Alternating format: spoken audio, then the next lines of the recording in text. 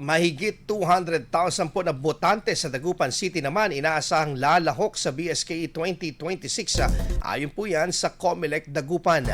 Para sa detalye ng balitang yan, kasama natin Idol Denise Brillante.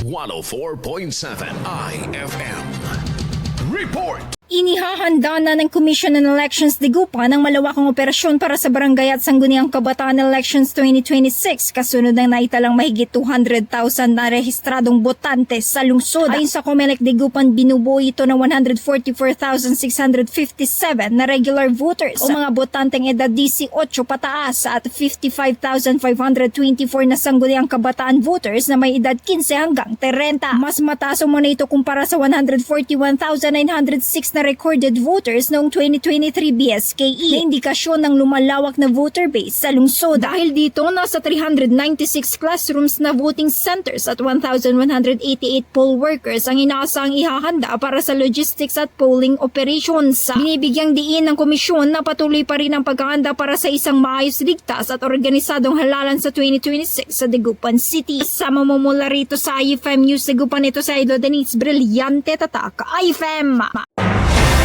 IFM News. IFM News. IFM News.